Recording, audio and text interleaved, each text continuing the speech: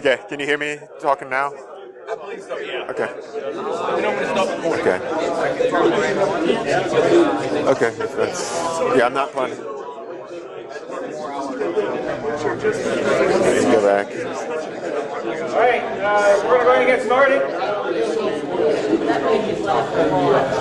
Yeah, I'm on mute. I'm on mute.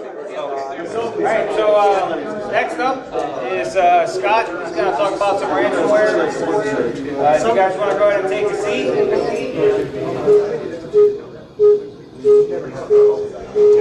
I hear feedback.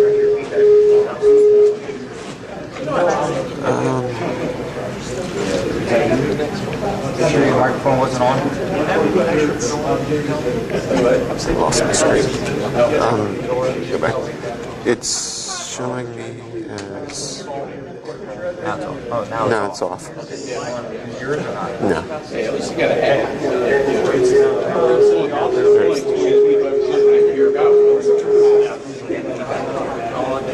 Well, it's because they had a mic or the speaker on over there. If they turn that speaker off. Oh, that's plugged in through you. Oh, That's okay. why. So I have to use Because when we mine. switch to HDMI, you have to mute your speakers.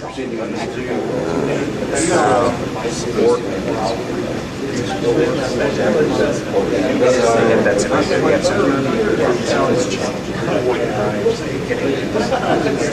Just turn it off.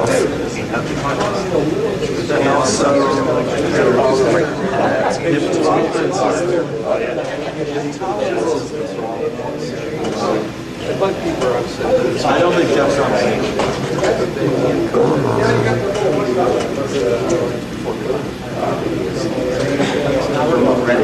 Yeah, he's trying to unmute we're getting feedback.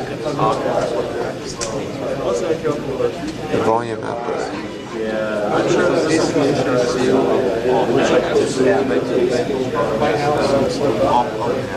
Okay, so I switched it back to my local speakers, and then I just turned the volume down because I couldn't control the speaker out there. We got the speaker over. Yeah.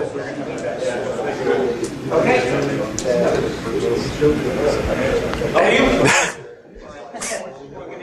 Tell a little bit about yourself.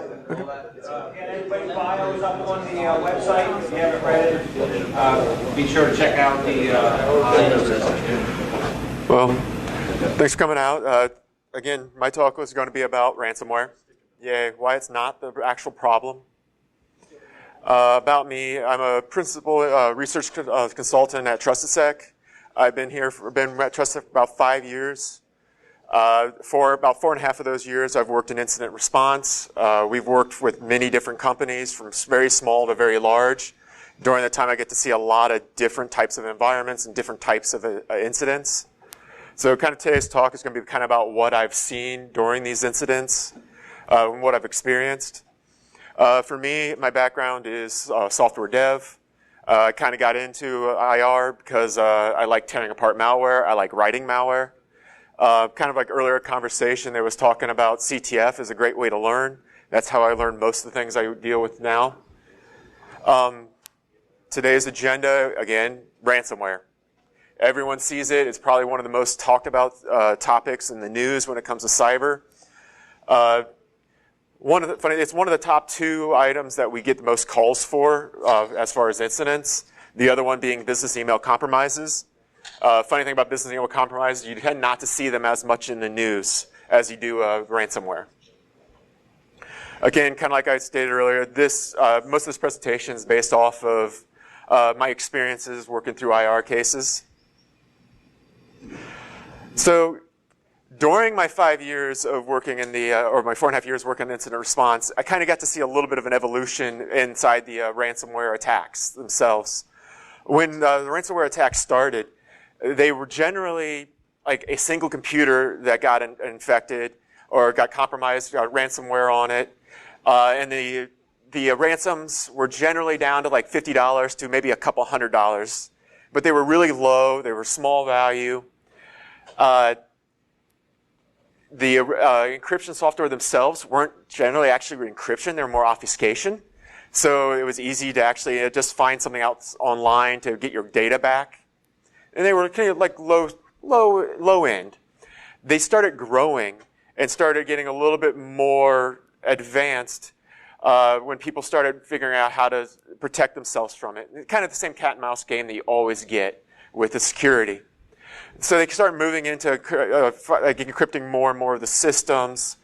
And then as that starts growing, people started using backups more.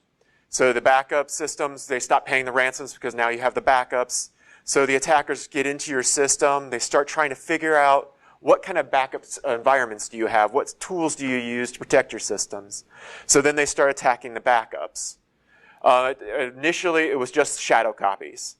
Then they start building into the ransomware itself to disable shadow copies or overwrite them. Then they start moving the systems or the backups off system into like a central location. Now the attackers started getting access to your system, starting to monitor first. Find, okay, you're backing up into this environment. How can they disrupt it or corrupt it? So again, back and forth, that constant cat and mouse game. Some of the other things that we started seeing around that same time also, and this happened for a very short period of time, because the attackers weren't getting paid, because people actually had backups, we actually had a few calls with clients where the attackers had called in bomb threats. If you don't pay our ransom, we're going to bomb you. So they had ended up evacuating buildings. We heard about that for like 2, maybe 3 months with a few different clients. Something else that started happening is basically the attackers or organizations started discovering that there's money in this. So instead of being like 1 or 2 people doing it, it started becoming more of an industry for them. So you have large groups of people that will actually dedicate time and resources to developing the tools, getting in your systems. So it started to really grow, and about that same time, the cost of the ransomware started to spike. It just escalated really, really fast with what people were asking. Some of the initial big hacks where they started asking for millions of dollars for some of the bigger systems. Something else that is actually just kind of interesting, ransomware groups have some of the best customer service out there. They're better than Delta because they want your money. I've actually had a few clients who had to pay the ransoms, and they were actually really impressed with the quality of the customer service that they got. The other thing with it, also, it's spawned off lots of other side services, side companies, side businesses. I guess you can't go anywhere now without hearing about ransomware protection services. I was listening to Darknet Diaries the other day, and I think 2 of the commercials on there were for ransomware protection services. Also, there's now ransomware negotiators. So if you get hit with ransomware, you can call this negotiator who will do the negotiations for you. And surprisingly, they work. We've not recommended any, but we've worked with clients who've used them. And they've almost got the asking price down to almost like 1/10 sometimes of what they initially ask. Something else that's interesting, again, with it being a larger business, they're constantly trying to find ways now to get more money. So yes, you got hit with ransomware. That's maybe not their primary thing. They've got into your system already. They know your environment. They've already exfilled your sensitive data. Now they'll come back a month or 2 later and say, well, if you don't want us to release this, pay us more money. And that's always a fun topic to come up with clients, is the fact of, do you trust them? They're crooks. They stole your data. If you go out and pay them X amount of money to protect your data, it doesn't stop them from actually releasing it. Other ones will release on auction sites. There's a couple different types of auction sites. We'll only sell this data once. So they try to drive the price up to only sell 1 copy. And then the clients will have the potential to buy their own data back. Or they'll open up for everyone to get. And that's generally a lower price, but they try to sell more copies. Recently, well, somewhat recently, ransomware now is becoming more of a service, where you can go into purchase a platform. They'll provide you with the ransomware. That software is a little different than some of the other ones I'll talk about, because those generally include a little bit more of like an implant rather than just the ransomware software. Something else that we've also seen a few times, actually quite a few times, doing the IR cases, we'll track back to where it was initially the initial infection. We'll see the attackers come in real silently, do a little bit of reconnaissance around the environment, try to figure out what the protections are, did they get caught, but not do anything. They're really, really under the radar. And then they'll come back in maybe a week or every month just to check to see if they still have access. And then all of a sudden somebody will come in and it's like a bull in a china shop. They'll make so much noise, throw out all their tooling, and then that's when they release the ransomware. One of the things that we've been noticing is that tends to be somebody will get the initial access and then sell off that access to other people. We've had one case where they sold it off to like 3 different attackers.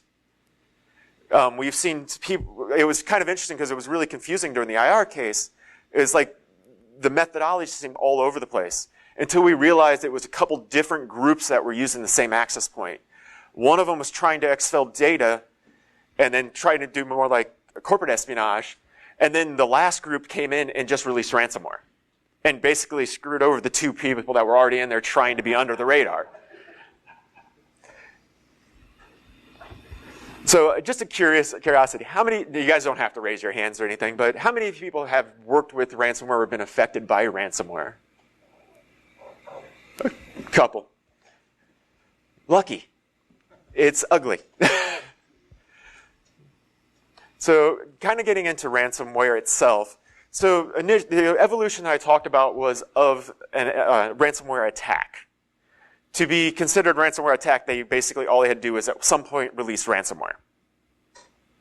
So the ransomware itself, so actually I grabbed the image off online. It irritates me because it's actually backwards. Sorry, I didn't notice it until I put it in the slide. But ransomware, the whole goal is to try to find your files and encrypt them in a way that you need to pay them to get your regular data back. Kind of talked early on, ransomware was more obfuscation, where they either would go in and XOR it, or they'd use some type of one-time pad to XOR. It was weird. They would do ROT13 sometimes. It was just enough to obfuscate it so the general person had no idea what it was. They started moving that over then to actual encryption. The encryption basically will just make it look like garbage.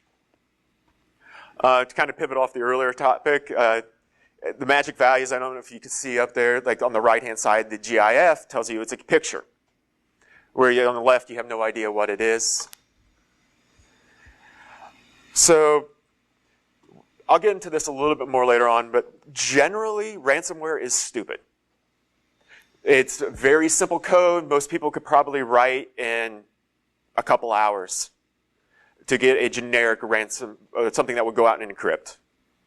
Some of the more advanced pieces take a little longer, but in general, they don't spend a lot of time on the ransomware software itself. How does it get in? Well, I'm calling it drive-by. This is your typical, you post it up on some like forum, somebody downloads it, some website that somebody browses to and it infects your computer. And this is not the ransomware. This is just how the attackers get in. This is your normal, how you got phish type of thing. I'm calling opportunistic. Opportunistic generally comes up with a 0 days released, a proof of concepts pushed out, like the Hafnium type things, where somebody gets hold of it and they go out searching for people who have it. Similar to like spray and praise is what I'm calling them, where they just send out a bunch of things to a lot of people in hopes that something hits.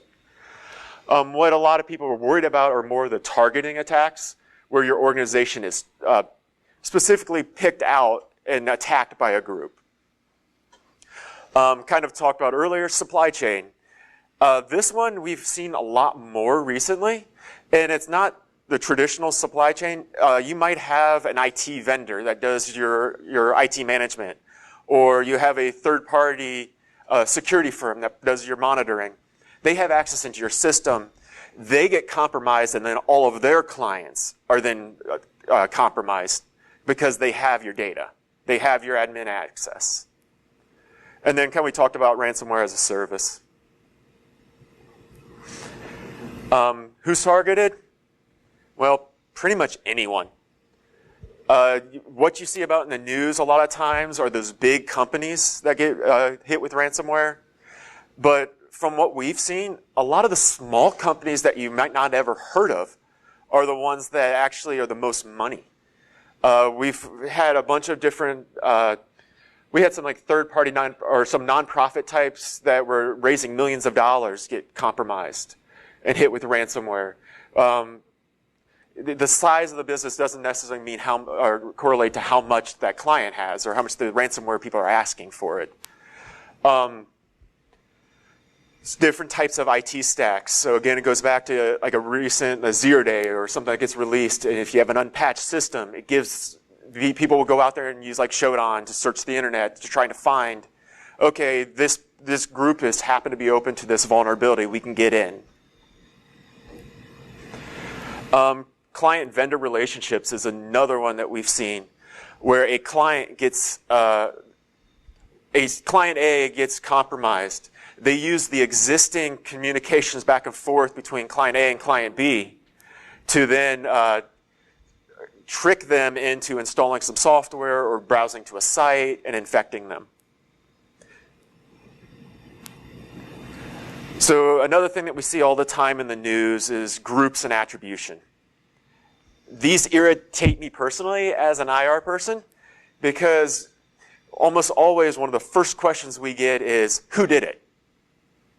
And it's like, because during a normal kickoff call, we'll be trying to figure out what the client wants. What is their end goal? And almost always it's, who did it? And that's generally not important, at least at the beginning. The importance is, how did they get in? What did they do while they're in? And honestly, a lot of these are rotating groups. The people who you hear inside these different ransomware groups, sometimes they rotate between each other, they share code. Sometimes they try to make attacks look like each other. One thing you'll notice when you start looking through the codes, there's snippets of codes taken from other people. So it's not really useful as much as far as who did it. The nice thing about if you can identify the who did it, sometimes you can find some of their TTPs and use that in your analysis to try to find what else they did in your system. But a lot of times, it's extra help. Again, like the code variants we talked about, it's easy to write. It's easy to steal from other people. I'll get a little bit later on into the complexity of the code. Sorry? The TBA, non-variant authority. I couldn't think of anything that had variant in it other than that. So again, back to the main thing. Why is ransomware the scapegoat for a bigger issue? Again, the bigger issue is your environment is already compromised. Originally, or sometimes you might get a one-off ransomware where they release it and it compromises the system. But generally anymore, most of what we see is the attackers get into your environment through like a phishing or through a browse. Normally it's through like a phishing. They get their foothold in. They use that to reconnaissance the rest of the environment to see what you're running, what's your detections looking like. Have they been caught? They will then sometimes take their time, other times they rush through things. But the normal goal then is to move laterally and escalate privileges. They try to get domain admin as fast as possible. And from there, a lot of times they'll use your existing like patch network or software deployment systems to push the ransomware out. Other times they'll use their own scripts to map the network, to try to identify what's their targets. A lot of times they also will spend their time to see what in your system is the most valuable. So they won't just go out and encrypt every one of your systems. They'll try to make sure that they encrypt the systems that will hurt you the most, that makes you want to actually pay the ransom. Again, I talked about a little bit earlier about how sometimes one group will come in, get the initial access, and then sell it off to a different group later on.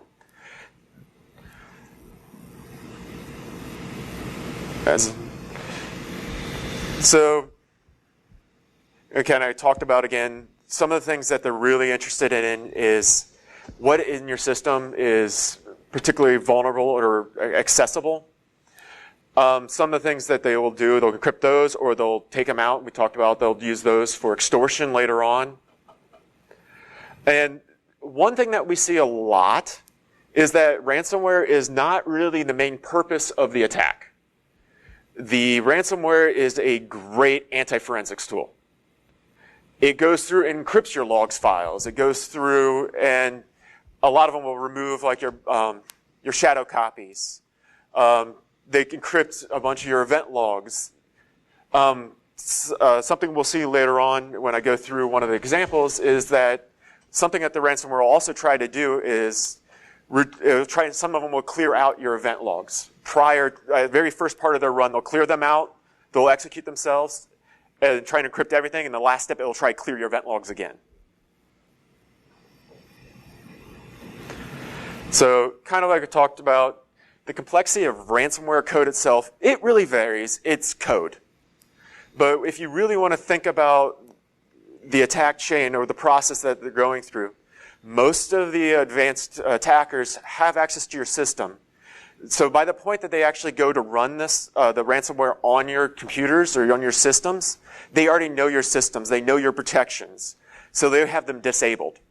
So the ransomware software itself they focus more on how can they make that run faster, more efficient, rather than trying to build in all the tools to bypass AV or EDR detections.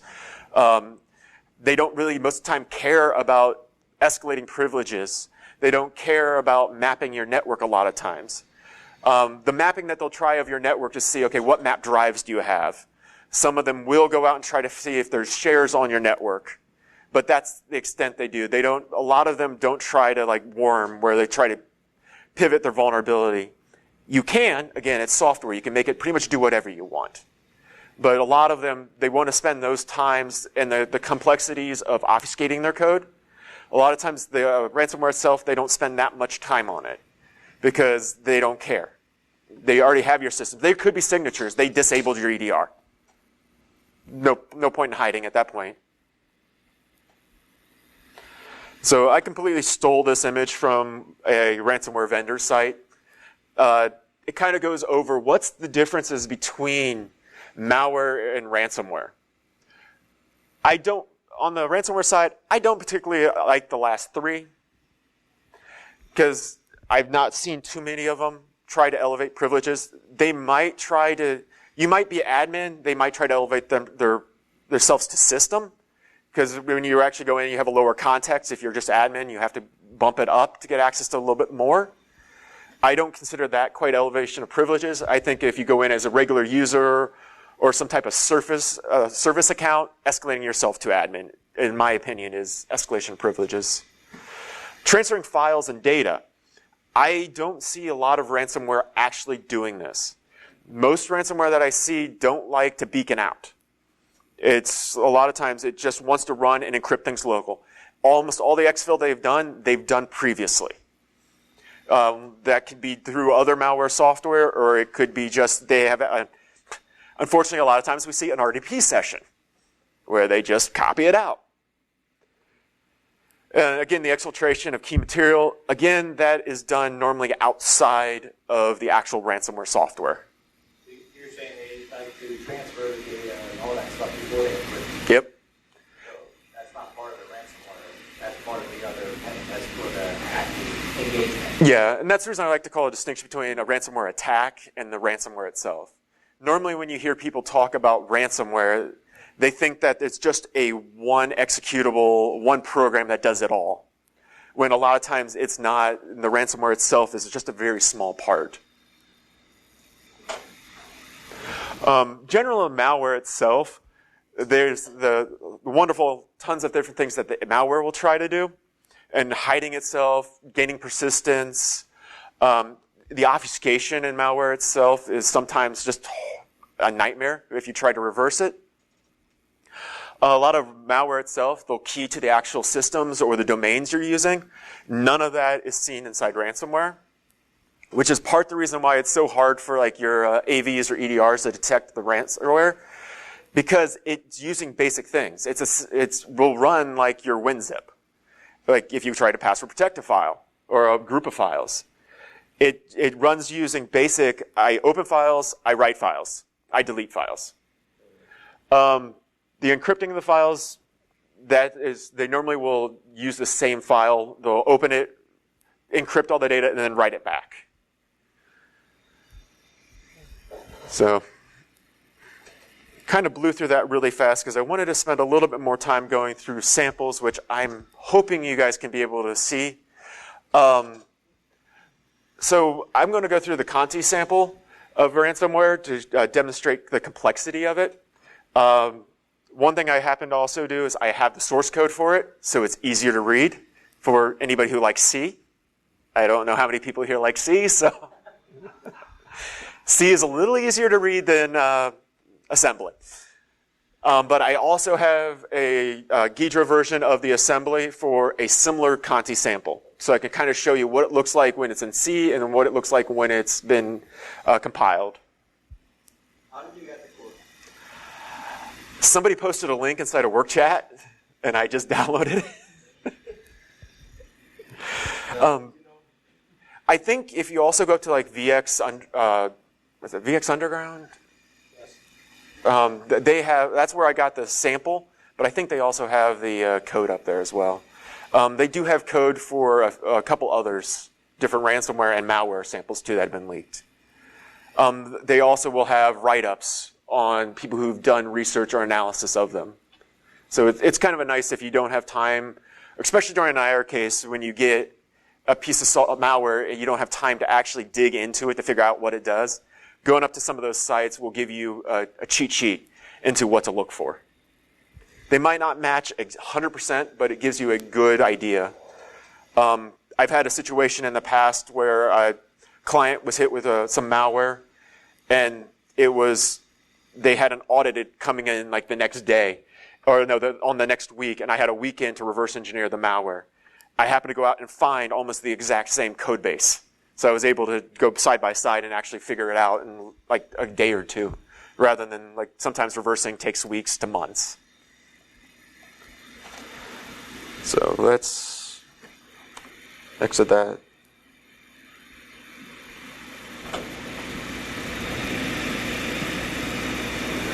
Oh, let me see.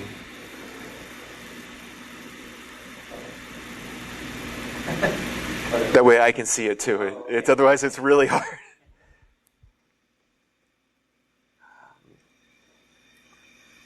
How many live go in total? So,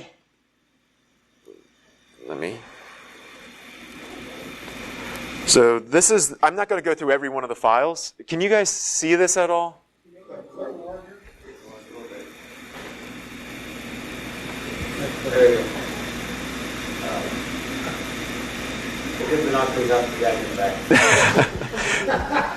Yeah, I didn't think about this two-way through when I was setting it up, but it's like, So there's only going to be a handful of these files that I'm actually going to walk you guys through. A lot of the other ones are just helper or supporting files.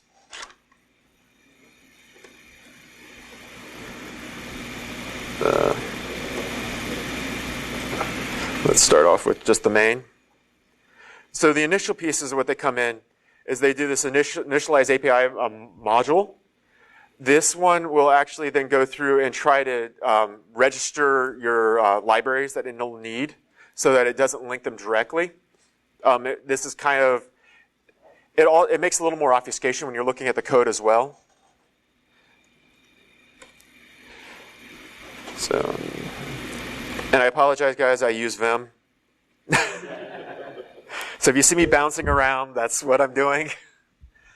So this one will go in first, and because to get the API address, it will look for the libraries, for the hashes. It will try to load the basic libraries. Not a whole lot to it. It will allocate a space that it will use then as a reference for later on. The next is the disable hooks, where it will go through and any hooks that are already set up for like your kernel 32, your Win32 drivers, NTDLL, any of the type of libraries they're going to be using. It will grab hold of those and then try to reload its own copy of them. Later on, it will go then through and just try and clean up the hooks so that anything that's using is using its copy, its pointer of them, rather than the normal ones that are loaded in. it goes through and generates a list, or it takes basically a bunch of queues of, okay, how many drives there are, shared drives, what are the hosts around it, are there any whitelisted PIDs? Something that Conti will do is it will go through and try to kill off previous versions. Or if you give it an ID or a name of something, a process, it will try to kill those beforehand. It creates a mutex. Again, it's trying to protect itself to see if it's already running, so it doesn't run multiple copies of itself and ends up fighting. This copy has debug. So if not debug, then it parses the command line for your inputs coming in. If it's debug, it writes its own, just a test one. Next steps that it does, it grabs your system's information. This is used to try to determine how beefy is your system. How many threads can it spawn to start your encryption? So that's what these two lines are doing, is trying to determine, okay, how many threads can I use for local? How many threads will I use for network? Then next thing it does, it creates a thread pool. Basically, it's going to be, let me move into, I had these set up online so I could see them all on the page, but they don't show up here. So create thread pool actually just comes in. It sets up the events that it's using so that anytime you put a new file name on the queue, the thread itself that's running in the background will pop that name off and try to encrypt that file. And then you can have multiple threads running, all doing the same type of work. That part will actually be when we call the bottom part here. The start itself comes in, checks to see what type of thread pool you're saying, whether you're doing network local, backups. And then this for loop will take that value we said earlier of how many threads or how many processes we do, and it will actually create a thread that's running this thread handler.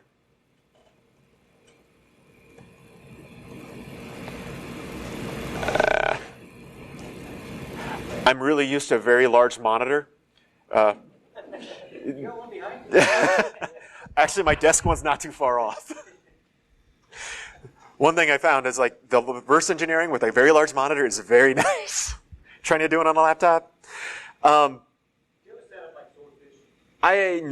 had originally like four monitors and I hated it.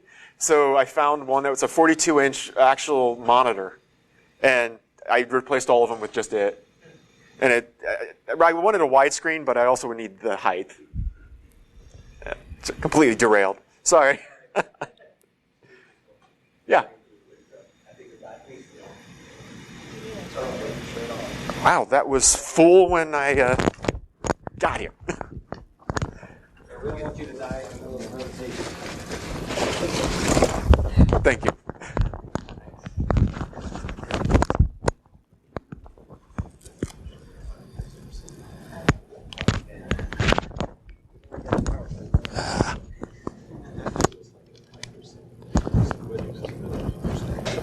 I have had issues with this computer and its battery. This is the second battery I've used in it.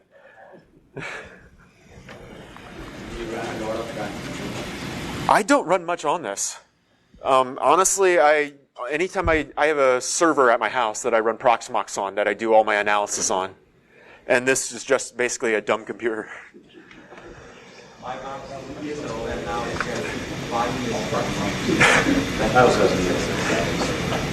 Okay, so once it comes into this thread, it sets up a couple different things at the first part of it, and then it gets into your while loop that basically just, pulls things off of that queue. And then it will try to, it does some interesting things where it tries to sorry, let me double check to make sure I'm not getting ahead of myself.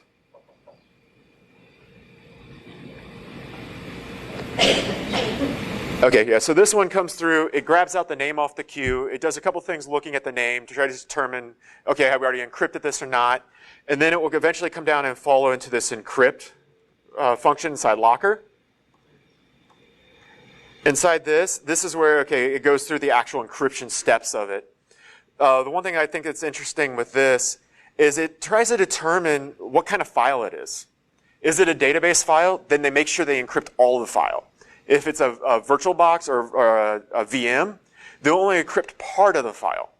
Part of the thinking behind that, I think, is the fact that those files are so large that if they spend all their time just running over a 100 gig file, if you detect it, there's a better chance you can stop them from getting to other files that are more sensitive.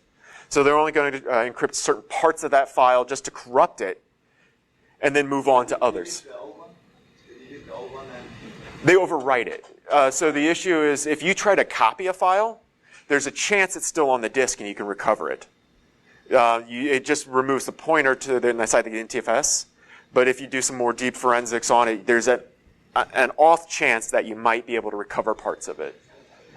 Also, if you copy file from TLP system, you can detect it. Yeah. So it's easy for them. Yeah. So the other side of the thing that this piece of malware will actually do is it'll check the file size itself. If it's a very, very large file, it will only encrypt a part of it. If it's underneath a certain file size, then it will encrypt all of it. I'm not going to actually dig into the actual what they're doing for the encryption. Most of this you can really just go on to Stack Overflow and copy out the encryption software. That's pretty much what they use a lot of times. Sometimes they'll go in and they'll get third-party libraries they'll pull in. Does it have like a throttle so you don't notice it while it's working? So I know you said it does the threads, but I mean, does it actually? this one I did not see. Actually, that was going to get into something I was going to talk about later. There's a lot of tools out there that are ransomware products that people are selling. They're like, yes, we're going to stop ransomware. Some of their detections is just the fact that touching files so fast. That's what it triggers on.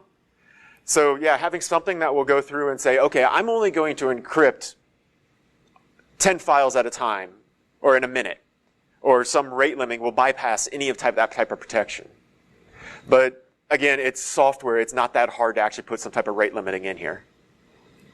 Is there any type of internal inventory management recording how many systems are being affected with it? And what if it's attempting it and being successful or not? Nope. A lot of times, again, the ransomware itself is dumb. They just throw it out and hope it works. Most of the time it will work because they're running it as an admin. As far as what we've seen inside IR cases itself, one of the first things they do with a reconnaissance is they develop a list of all your hosts, and that's what they use to kind of check off of whether or not they've ran it on there.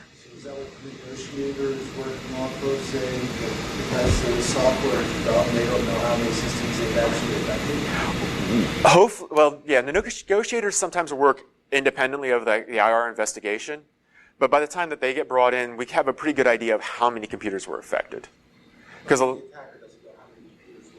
it's not all the time, no.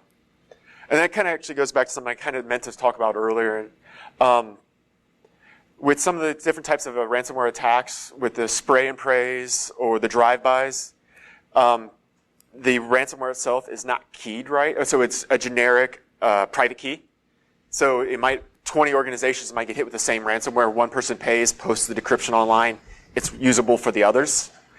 They move to try and be more specific for each organization. That is another thing that's a little bit more of a headache for the ransomware groups, is the fact of how do they know which key goes to what software. Some of them, sometimes we did see them beacon out that data. Most of the time, it's built into like the ransom note.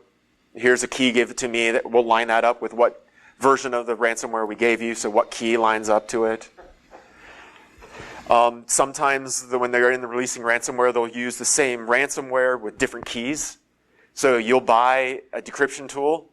It will only work for part of your files because they'll come back, oh, sorry, yeah, that's a new tier of level of service. So something else that I wanted to get into and kind of show in here real quick before kind of moving on. How are we doing time? Oh, sorry, running late.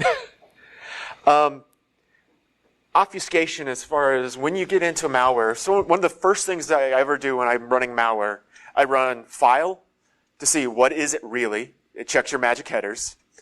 I run an MD5 hash of it, a SHA 256 hash, and then I run strings. You'd be shocked with how fast strings will give you the answers you need. With this one, don't know if you can see as well, the OBFA, and there's an OBFW. Any idea what OBF stands for? Obfuscation. The A is your ASCII, the W will be like your wide string, your unit of code. So inside the code, these are all really readable strings. When you actually get into the reversing, and I don't know how to zoom this part in. Darn. This part down here is what that string looks like. So what the OBFA and OBFW is a pre-compiler option. So when you go to actually compile this, it removes the string and then puts this obfuscation routine in its place. So what they'll do is I relabeled these so I knew what they were. They'll put the characters in basically a byte array, and then they'll come down and do a simple math operation on it to get back to the original piece. And in this case, it's whatever the original value was, subtracted by some value, multiplied by another value, and then modulus so that it's back inside the a regular byte range. So this is just annoying when you're doing reverse engineering and this is what you're looking at, because the way they did this is that OBFW and OBFA uses a random value generator for the pre-compiler. So each one of these strings is compiled or obfuscated using the same technique but different values. So writing a script to go through is a little bit more of a pain. So to cheat, let's see if I can bring this up.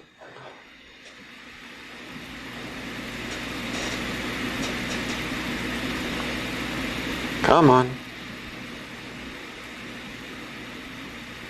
This is not liking my tmux.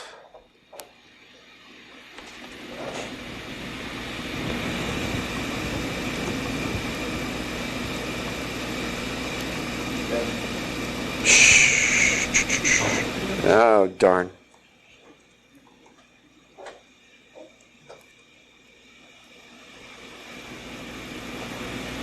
Well, looks like I'm not going to get to show you that, because I can't.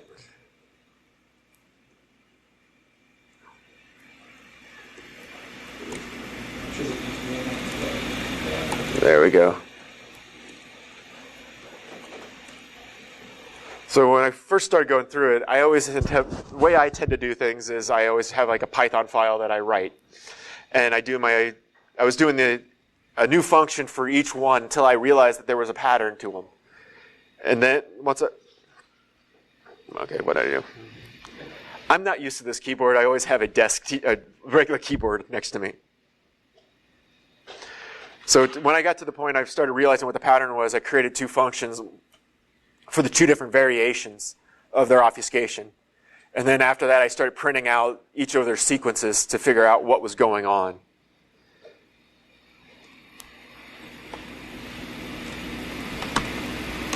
And then I just dump it all out to the screen. And then I take that values and I put it back inside Ghidra as the variable inside there so I know what's going on. So as you can see with some of these, something I wanted to call out, it goes through and tries to remove your shadow copies.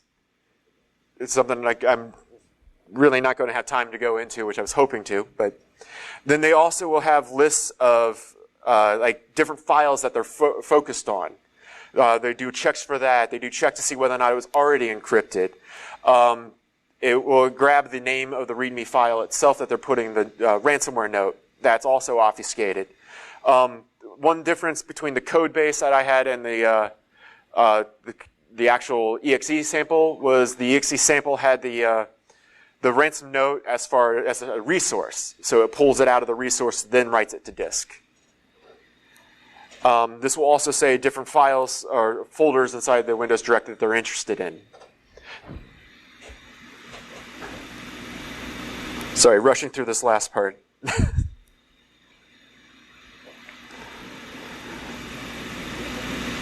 So I kind of wanted to go real fast into like the actual defense for ransomware. Rather than focusing solely on ransomware itself, I like to say do basically your defense in depth. You have the tools that are out there to protect ransomware could help you. Yes, there are ways to bypass them, but they could limit the actual effectiveness of the ransomware software if it happens to get to that point. But rather than spending lots of money on the ransomware defense, you almost need to spend as much time up front to remove the attacker's dwell time. The amount of time that they're in your environment, the faster you can detect them and kick them out, the less damage they can do. So that comes up to a lot of times of just monitoring tools, your stack itself, and then having people that are able to actually look at those logs, look at what your SIM's ingesting, and know what they need to focus on. We've seen a lot of times where like smaller companies will do third parties to do their SIMs. And we get called in, and one of the questions they ask us is, why didn't our SIM detect this? They had the logs. The person who looked at it just didn't know what they were looking at. So some of the things that we also say is do tabletops. It's basically a role-playing game. It's a safe environment where if you get a right company that comes in, they'll understand what your environment is like, customize the tabletop to be targeted against you, using things that they've seen in real life. And the idea is also to make it the worst possible day ever for you, because it's safe. Nothing's really going to be encrypted. But you can walk through your steps. If you have third-party vendors that do your IT and your security, you get them involved in it so you can see how they will answer the questions. If you have a third-party IR group, have them involved so that you know and you've gone through the stuff ahead of time. So you know how you're going to react, who to call, what they have, what they don't have. Again, I don't really recommend releasing ransomware in your environment to see how it will happen, but if you really want to live on the edge. But, okay, so I'm pretty much out of time. Questions? What's the low and high of what you've seen pay out?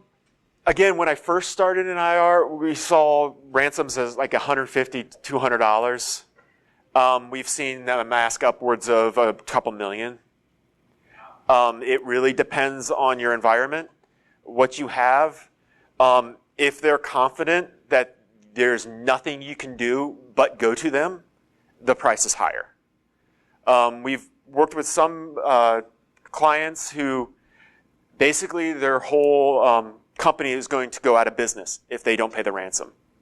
They had more problems negotiating than others who just wanted a couple documents back. Because the attackers have spent enough time in their environment to know the damage they caused.